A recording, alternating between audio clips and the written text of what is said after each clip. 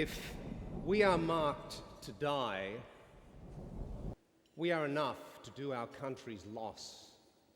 And if to live, the fewer men, the greater share of honour. God's will, I pray thee, wish not one man more. By Jove, I am not covetous for gold, nor care I who doth feed upon my cost. It yearns me not whose men my garments wear, such outward things dwell not in my desires. But if it be a sin to covet honour, I am the most offending soul alive. No faith, my cause. Wish not a man from England. God's peace. I would not lose so great an honour as one man more, methinks, would share from me for the best hope I have. I do not wish one more. Rather, proclaim it, Westmoreland, through my host, that he that hath no stomach to this fight, let him depart. His passport shall be made, and crowns for his convoy put into his purse. We would not die in that man's company that fears his fellowship to die with us. This day is called the Feast of Shakespearean. Ladies and gentlemen, good evening. Welcome to this stunning place, to the Chris O'Brien Memorial Dinner, which is perfectly named Together for Lifehouse. Stand by me, oh, stand by me, oh, stand by me, stand by me. If the sky... I think that the greatest benefit of a positive attitude and hope is not so much that it will necessarily give the immune system a kickstart and increase the likelihood of cure in that particular person. I think the great benefit is that as something that augments the quality of life of the patient and augments the quality of life of those around the patient, then a positive attitude is really so important. To share some thoughts with you about what it was like to work with Chris. To those of us who worked closely with Chris, he was a trusted colleague and friend. He had boundless energy and enthusiasm, which inevitably rubbed off on all of those around him.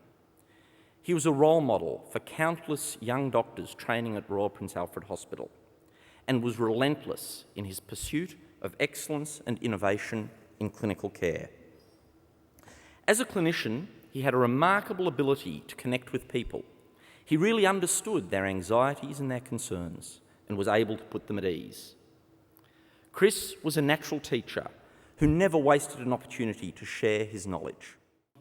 This Chris O'Brien, this man of St Crispin's Day, the man prepared to step into the breach, once more into the breach, and what he'd done in his life and what he now calls us to do.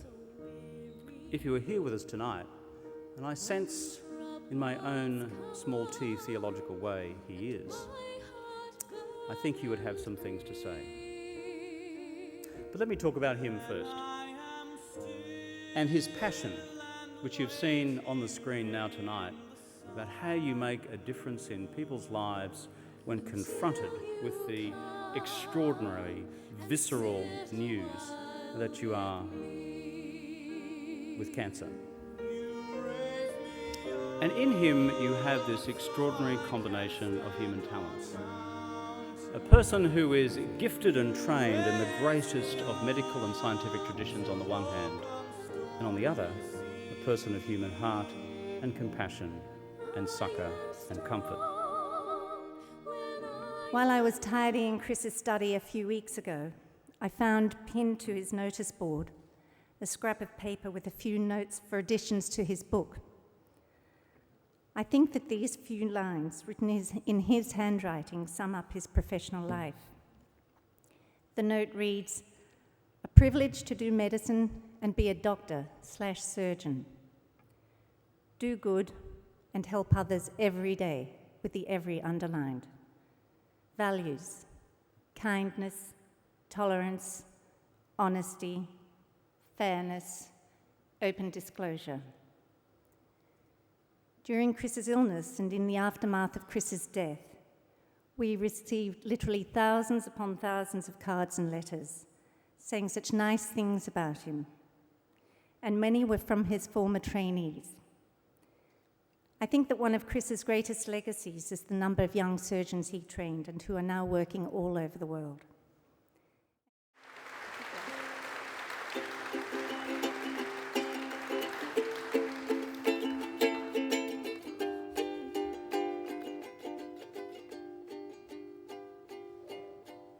Somewhere over the rainbow,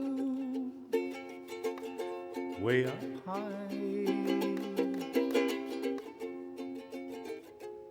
there's a land that I heard of once in a lullaby. Somewhere over the rainbow, skies are blue, and the dreams that you dare to dream really do come true. One day I'll wish upon a star, wake up where the stars are far behind me, where troubles melt like lemon drops away above the chimney tops. That's where you'll find me, somewhere over the rainbow. Bluebirds fly, birds fly over the rainbow. I'm just a positive person. I'm inspired all the time by the people around me. I'm inspired by my beautiful wife, who is so devoted and loving and caring, and who spends all her time looking after me. And I'm inspired by my children.